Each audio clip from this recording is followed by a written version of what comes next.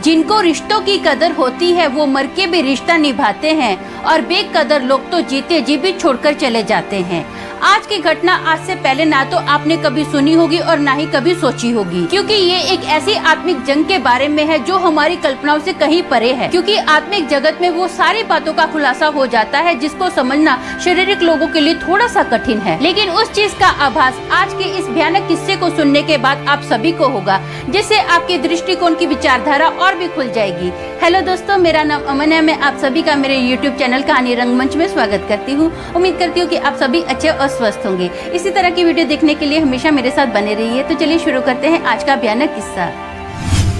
दोस्तों, आज का जो किस्सा है ये पंजाब के एक शहर लुधियाना का किस्सा है। वहाँ पर एक फैमिली रहती है जिसमें हस्बैंड वाइफ रहते हैं। हस्बैंड का नाम बलदेव है। बलदेव की पहली वाइफ जिसका नाम कम्मो था ना, उसकी मौत हो जाने के बाद बलदेव जीतो से दूसरी शादी कर लेता है। इन दोनों को एक बहुत ही प्यारी सी बेटी होती है, इसका नाम ये सिमरन रखते हैं। आज भी बलदेव के घर में कम्मो की फोटो लगी हुई है और सिमरन को बचपन से समझा दिया गया है कि ये तेरी बड़ी मम्मी है। तो सिमरन हमेशा वो फोटो को देख के यही बोलती है कि ये मेरी बड़ी मम्मी है। अब सिमरन जब 20 साल की होती है ना, तो उसकी एक अच्छे घर में शादी की जाती है। सिमरन का जो पति है इसकी ना खुद की मोबाइल शॉप है। सिमरन का घर भी काफी बड़ा है, बहुत बड़ा आंगन है, काफी सारे रूम है उसके घर में। सिमरन की जो सास है ना, वो सिमरन के साथ ही रहती है। सिमरन का जो पति है ना, वो घर से शॉप तक हमेशा बाइक से ही ट्रेवलिंग करता है। शादी हो जाने के बाद ना सिमरन को एक बार ना बड़ी माँ सपने में दिखाई देती है। उस टाइम पे शराब का टाइम चल रहा था। उसको सपने में बड़ी माँ आके बोलती है कि मेरे नाम का ना एक लाल दुपट्टा किसी गरीब सुहागन औरत को दे देना, ऐसा दान कर देना। तो सिमरन अगले ही दिन ना एक गरीब औरत को लाल दुपट्टा दे देती है। अब जब जब श्राद्ध आते हैं ना, सिमरन को अपनी बड़ी माँ दिखाई देती है। तो सिमरन लाल दुपट्टा हर बार एक गरीब औरत को दे देती है। इस बार ना सिमरन सोचती है कि जैसे ही पहला श्राद्ध आएगा ना, तो बड़ी माँ जो मुझे सपने में दिखती है, मैं उससे पहले ही एक लाल दुपट्टा ना एक सुहागन को दे दूंगी। ऐसा ही सिमरन करती है। उसको ना उस श्राद्ध में मतलब तीसरी बार उसको उसकी बड़ी माँ सपने में नहीं आके दिखती है। सिमरन की शादी हुए 3 साल हो जाते हैं। उसको एक लड़का पैदा होता है जिसका नाम ये लोग किशु रखते हैं। सिमरन का बेटा ना जब 2 साल का होता है ना, एक रात को ये तीनों सो रहे होते हैं। तो सिमरन को ऐसा लगता है कि जैसे खिड़की से ना उसकी बड़ी माँ उसको घूर के देख रही है। सिमरन की फट से आँख खुल जाती है। वो खिड़की पर देखती है, उसको कुछ नजर नहीं आता है। उसको लगता है कि ऐसे कैसे हो सकता है। इस बार तो मैंने एक लाल दुपट्टा एक गरीब औरत को दे दिया था बड़ी माँ के नाम पर, तो मुझे फिर बड़ी माँ क्यों दिखाई दे रही है। अब ये सोच ही रही होती है ना, तो उसको ऐसा लगता है कि जैसे उसकी सास ना उठ के वॉशरूम गई है। अब सिमरन सोचती सोचती उसकी कब आंख लग जाती है उसको पता ही नहीं चलता है। तो बड़ी माँ उसको सपने में आके दिखाई देती है। बड़ी माँ ना सिमरन को बताती है कि ये जो तेरी चाची सास आई थी ना, इसने तुम सबको काला जादू किया हुआ स्वीट खिला दी है। ये चाहती है कि गाँव की जो पूरी प्रॉपर्टी है वो उसके नाम पर हो जाए, तुम लोगों के नाम पर ना हो। वो धीरे धीरे तुम लोगों को मार डालना चाहती है, इसलिए उसने तुम लोगों के ऊपर काला जादू किया है। अब तू ऐसा कर, देख तेरी सास को ना 1 या 2 दिन के अंदर दिल का दौरा पड़ने वाला है, तू पहले से ही उसको अपना डॉक्टर के पास दिखा देना। अब सिमरन की फट से आँख खुल जाती है ये सपना देखकर। सिमरन बहुत चिंता में होती है कि मेरी सास को कुछ हो ना जाए। सिमरन फिर से देखती है तो उसकी सास जैसे बाथरूम से अभी वापस आई है। तो सिमरन सोचती है कि क्यों ना मैं मम्मी से बात करूँ, आपकी तबीयत तो ठीक है ना। अब वो पीछे पीछे अपनी सास के जाती है। सास के रूम में देखती है तो सास एकदम मस्त खराटे मार के सो रही होती है। वो अपनी सास को उठाती है, पूछती है मम्मी जी क्या हुआ, आपकी तबीयत तो ठीक है। तो उसकी सास बोलती है हाँ मैं तो ठीक हूँ, तुझे क्या हुआ सिमरन, इतनी रात को मुझे उठाया आके। बोले नहीं, आप बार बार वॉशरूम जा रहे थे ना, मैंने तो इसलिए पूछा। बोले ले, मैं तो अच्छी खासी सो रही हूँ, कहाँ बार बार वॉशरूम जा रही हूँ, मैं तो एक बार भी नहीं उठी।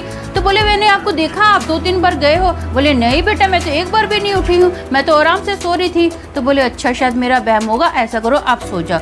ये सोचते सोचते सिमरन अपने रूम में आती है। पूरी रात वो सो नहीं पाती है कि ये क्या था, उसको कुछ समझ ही नहीं आता है। अब सुबह होती है, सिमरन की सास हमेशा जल्दी उठ जाती है, लेकिन इस बार ना सिमरन की सास उठी ही नहीं है। तो सिमरन अपनी सास के पास जाती है, अपनी सास को उठाती है, पूछती है कि क्या हो गया मम्मी, आपकी तबीयत तो ठीक है। तो सिमरन की मम्मी बोलती है कि मतलब सास बोलती है कि नहीं, मेरे को ना ऐसा लग रहा है कि जैसे बहुत ज़्यादा गैस हो गई है, हल्का हल्का मेरे दिल में भी दर्द हो रहा है, शायद गैस चढ़ गई है, अजवाइन लूंगी ना मैं ठीक हो जाऊंगी, या फिर कोई गैस की गोली ले लूंगी। तो सिमरन बोलती है नहीं नहीं मम्मी जी, हम लोग ऐसा करते हैं, जल्दी जल्दी डॉक्टर के पास जाते हैं। तो सिमरन की सास बोलती ले, इसमें क्या डॉक्टर के पास जाना है, दवाई ले लूंगी, तू चिंता मत कर, मैं ठीक हो जाऊंगी। तो सिमरन ना पूरा अपना जो भी सपना होता है, बड़ी माँ उसको सपने में आके दिखाई देती है, तो सारी बात अपनी सास को बता देती है। और सिमरन फोर्स करती है कि आप नाश्ता करो, हम लोग डॉक्टर के पास चलेंगे। ये लोग डॉक्टर डॉक्टर के पास जाते हैं तो डॉक्टर बोलता है कि अच्छा हुआ आप लोग ना सही टाइम पर आ गए।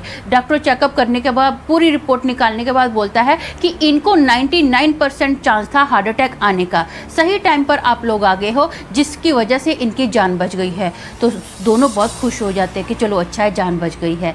अब फिर से रात का टाइम आता है, सिमरन की जो बड़ी माँ ना उसको सपने में दिखाई देती है और बड़ी माँ बोलती है कि देख कल ना तू अपने पति को कहीं मत जाने देना। हाँ, वो जो दुष्ट आत्मा है ना, वो जो बुरी आत्मा तेरे पति का अब जान लेने के लिए आई है। पहले तेरी सास के ऊपर उसने अटैक किया, अब तेरे पति के ऊपर वो अटैक करने वाली है, तेरे पति को घर पर ही रखना। सिमरन फिर से उठ जाती है, बड़ी टेंशन में होती है, अपने पति को भी बताती है। तो उसका पति बोलता है अरे यार कोई बुरा सपना देख लिया होगा, ऐसा कुछ नहीं है, चुपचाप सो जा। अगली सुबह होती है तो अपने पति को बोलती है कि आप काम पे मत जाओ। तो उसका पति बोलता है आज तो माल आने वाला है, मेरा वहाँ पे होना बहुत ज़रूरी है, मुझे तो जाना ही पड़ेगा। वो बहुत जिद करती है, फिर भी उसका पति उसकी बात नहीं सुनता है, वो काम के निकल जाता है। वो ना अपनी बाइक से ट्रैवलिंग कर ही रहा होता है तो वो देखता है कि उसकी बाइक की ना अचानक से ब्रेक फेल हो जाती है। वो बहुत टेंशन में आ जाता है, क्या करूँ, कहाँ रोकूँ, किधर रोकूँ, हाँ इतने लोग चल रहे हैं। तो वहाँ पर ना एक बड़ी सी बिल्डिंग बन रही होती है, तो वहाँ पर रेत का एक बहुत बड़ा ढेर पड़ा हुआ होता है, बहुत लंबा टीला बना हुआ होता है। तो वो अपनी बाइक ना सीधी उस रेत के अंदर डाल देता है और जंप करके ना धाड़ देने रेत के उस पार गिर जाता है। गिर तो गया वो, लेकिन उसके हाथ पैर बहुत ज़्यादा छिल जाते हैं। वो डॉक्टर के पास जाता है, बैंडेज वगैरह करता है और सिमरन को बोलता है कि सिमरन तेरी बड़ी माँ सही बोलती थी, बोला आज ना मैं मरते मरते बचा हूँ। तो बोले मैं काम से बस फटाफट अपना काम निपटा के ना घर पर आता हूँ। तो सिमरन बोलती है ठीक है। अब ना सिमरन किचन में काम कर रही होती है तो उसको ना उसकी बड़ी माँ की आवाज़ आती है, जा जा जल्दी जा, तेरा बेटा छत से गिर जाएगा, तेरी सास तो फ़ोन पर लगी हुई है, जल्दी जल्दी अपने जाके बेटे को बचा। सिमरन वहीं पर अपना काम छोड़ती है, फटाफट सीढ़ियों पर चढ़ती है और अपने बेटे को जाके देखती है तो उसका बेटा ना एकदम गैलरी के एज पे होता है, वो गिरने ही वाला होता है। सिमरन फट से अपने बेटे का हाथ पकड़ती है, उसको गोद में उठाती है और अपनी सास को बोलती है मम्मी जी आप क्या कर रहे हो, हाँ ये अभी इसी वक्त गिर जाता अगर मैं टाइम पे नहीं आती। तो उसकी सास बोलती हाँ सॉरी बेटा, मैं ना फ़ोन पे लग गई थी इसलिए मेरे से गलती होगी, चल अच्छा है अपना बच्चा सही सलामत है। सिमरन अपने बेटे को लेकर नीचे आ जाती है। अब शाम का टाइम होता है तो सिमरन ना छत के ऊपर से कपड़े उतार कर नीचे आ ही रही होती है। तो अचानक से सिमरन को ऐसा लगता है कि जैसे सीढ़ियों के पीछे से ना उसको किसी ने धक्का दिया है।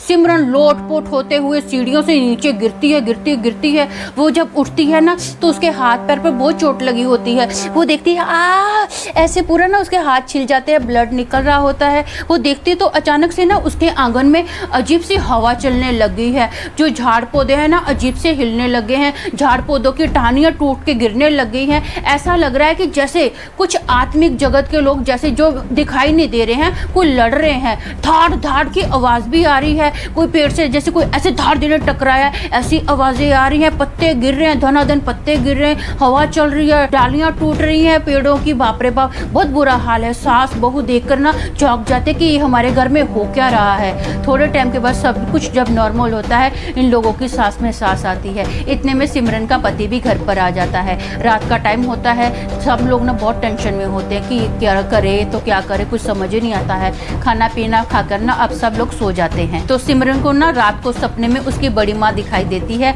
उसकी बड़ी माँ बोलती है कि अब चिंता की कोई बात नहीं है, जो बुरी आत्मा तुम्हारी चाची सास ने तुम्हारे पीछे लगाई थी ना तेरे परिवार के ऊपर, वो बुरी आत्मा को मैंने मार मार के भगा दिया है। तुम सब लोग सुरक्षित हो, चिंता की कोई बात नहीं है, अच्छे से तुम लोग आराम से रहो यहाँ पर। बड़ी माँ बस उसको सपने में इतना ही बोलती है। अब सुबह होती है तो सुबह ना अभी सिमरन अपनी सास को और अपने पति को ये सपना बताती है। तो उसका पति बोलता है अरे यार यही सपना तो सेम मुझे भी आया, तेरी बड़ी माँ मुझे भी सपने में दिखाई दी। तो सिमरन की सास बोलती है हाँ मुझे भी यही सपना आया, तेरी बड़ी माँ ने मुझे भी सपने में आके यही बोला।